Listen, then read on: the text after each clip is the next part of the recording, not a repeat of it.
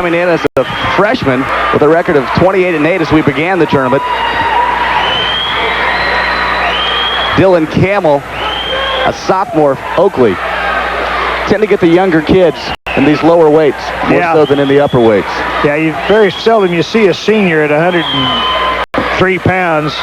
Once in a while you do, and of course Travis Martin from an old wrestling family did an excellent job here yesterday in the semifinals. Actually wound up winning by 1 point over Sean O'Toole from Norton in the semifinals. And this, of course, is his first trip here to the state tournament. But he's 31-8 for the year. And Dylan Camel from Oakley qualified last year but did not play, so he's out after his first state medal. As the wrestlers are introduced, we get set for action, both pacing. I'm sure there are butterflies, if you will, in their stomachs. Well, it's a lot of pressure on a young fellow, especially. And they've got a freshman and a sophomore, and so, you know, here they are out here in front of everybody going for the state championship. As we go off the mat, we'll center back up.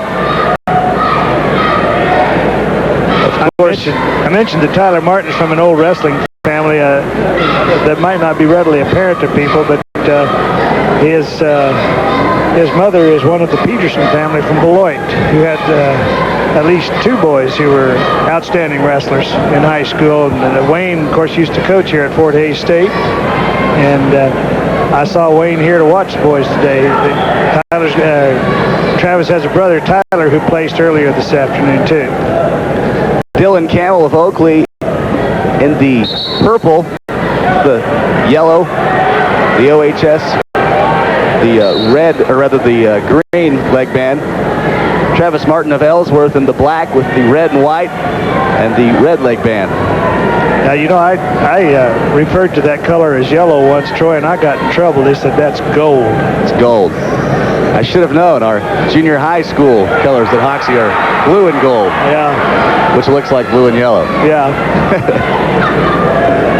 Kind of feeling each other out right now in a front headlock position. It's as though Dylan had come in and been sprawled on by Martin. Might be trying to work that same tip, but as I referred to the Kelly tip a little earlier on, we come to a stalemate situation. Neither wrestler able to score points from the position, so they start them back fresh. 30 seconds now remaining in the first period. Now Martin goes in and gets caught the front headlock this time.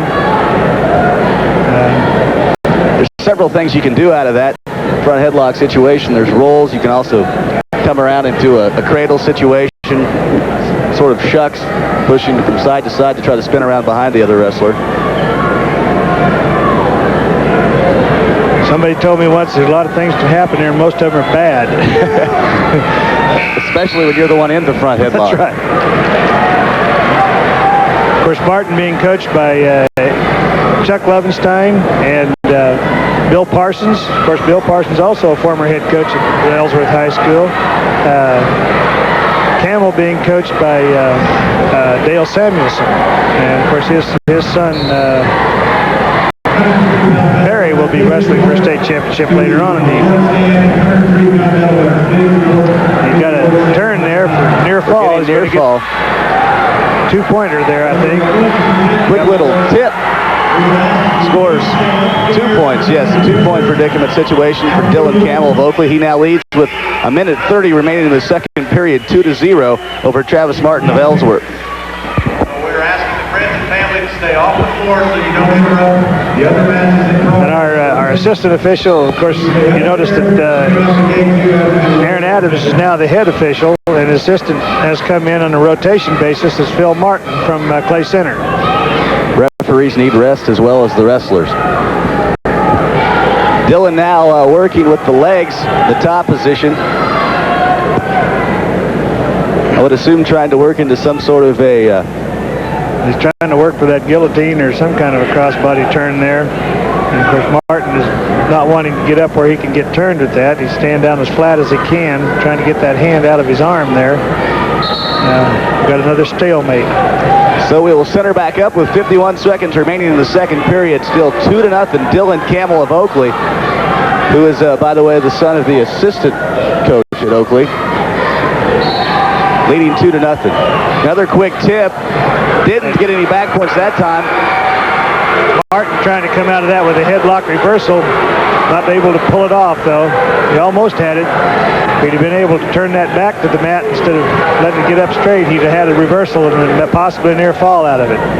Mr. Adams, being the experienced referee he is, has seen that situation before, does not give any points as Dylan comes back into the top position. Working on the edge of the mat now. 20 seconds remaining in the second period. Still Dylan Camel of Oakley, 2-0 for Travis Martin of Ellsworth. I'll tell you, they're young, but they're pretty good wrestlers. They're putting on a pretty good show for us here.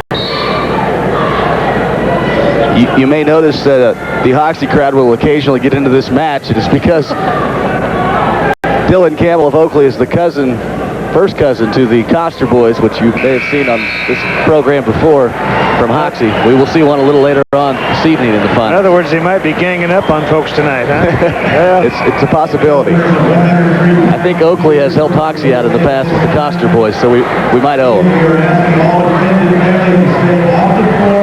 Set for action in the third period of your 112-pound state championship. Still 2-0. Low-scoring match here. Dylan Camel over Martin. Camel's opted to go down in the second period, hoping he can get an escape or reversal and build that lead. Of course, that's a pretty common way to go. But Martin is riding him pretty tight right now, trying to get some things in there where he can get a little leverage going and maybe get him to turn. I'm sure that at this point in the match, especially being at the state finals, they're going to be sure, the referees are going to be sure and push Dylan to do as much work as possible there to get off the bottom. Yeah. Well, then, you don't write Martin off because it was late in the match last night when he won that semifinal match, so. Nearly scored some near fall points there. Just a roll through. Very close. Camel needs to get to his base. It's much harder to turn an individual from his from his base rather than from his broken down stomach position. Yeah. Well, Martin's getting that half Nelson buried in there fairly deep. He's got the other arm under control, so we may see some call for action here pretty soon by the officials.